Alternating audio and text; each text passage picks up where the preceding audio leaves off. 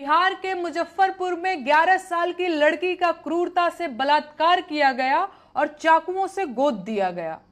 अंतिम सांसें ले रही लड़की की एम्बुलेंस पटना के सबसे बड़े सरकारी हॉस्पिटल पीएमसीएच के बाहर करीब 4 घंटों तक इसलिए खड़ी रही क्योंकि हॉस्पिटल में बेड नहीं था और कल वो लड़की मर गई। ये है बिहार की हकीकत। और आप लोग मुझसे सवाल पूछते हैं कि सरकार से सवाल मैं क्यों करती हूं।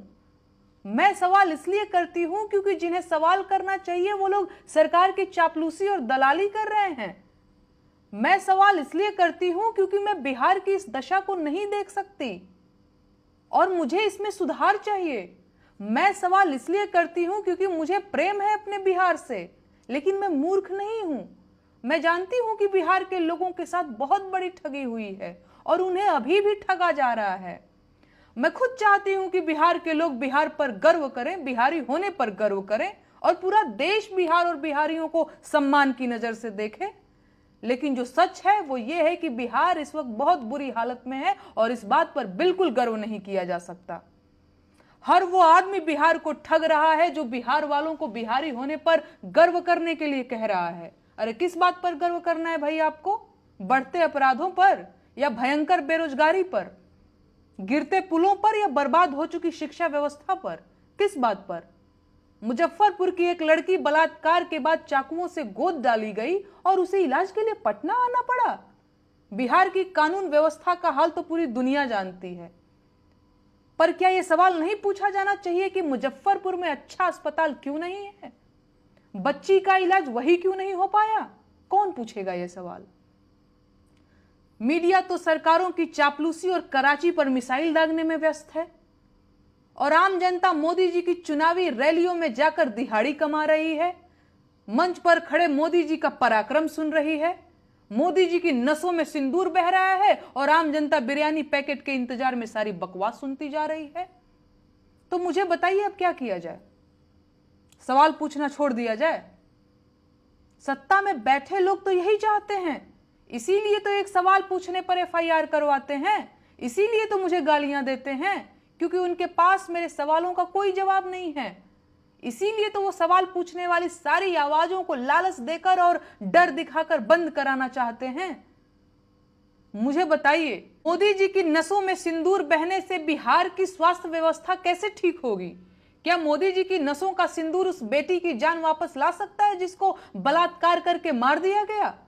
उस बेटी की मौत की जिम्मेदारी सरकार के मत्थे क्यों नहीं मढ़ी जानी चाहिए? उस बेटी की मौत उन सब के सिरों पर मढ़ी जानी चाहिए जो सरकार से अच्छे अस्पतालों की मांग करने की बजाय बिना बात बिहारी होने का गर्व करते रहे। और वो सारे कलाकार, लेखक और नेता भी इस पाप में भागीदार हैं जिन्होंने सरकार की चापलूसी की और बिहार वासियों को ठगने में सरकार की मदद की। बिहार के लोगों के पास क्या नहीं है? मेहनत करके शहरों को महानगर बना दिया, देश चलाने के लिए हजारों आईएएस बिहार ने दिया, देश को विद्यापति और वशिष्ठ नारायण सिंह जैसे विद्वान बिहार ने दिया, कलाओं की धरती है बिहार। लेकिन हम इस सच से भी मुंह नहीं मोड़ सकते कि इस वक्त बिहार अपने सबसे बुरे दौर में है और सरकार बिल्कुल नहीं चाहती कि आम बिहार वासी इस मुद्दे पर बात करे। सरकार पूरी ताकत लगा रही है कि बिहार का चुनाव बिहार के मुद्दे पर न होने पाए। पहलगाम हमला सरकार की नाकामी थी, लेकिन सरकार उसे भी चुनाव में भुनाना चाहती है।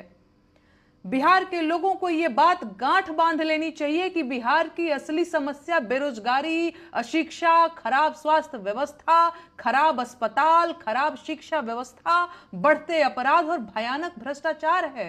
बिहार के लोगों को इन्हीं मुद्दों पर न सिर्फ वोट देना होगा बल्कि बिहार की इस दुर्दशा पर सवाल भी पूछना होगा और उन लोगों से बिहार वासियों को बेहद सतर्क हो जाने की जरूरत है जो बिहार के लोगों को फर्जी गर्व करने के लिए कहते हैं।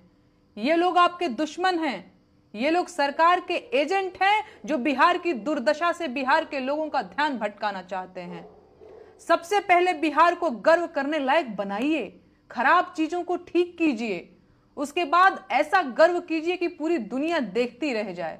तो मेरे साथ एक बार जोर से बोलिए, जय जय भारत, जय बिहार।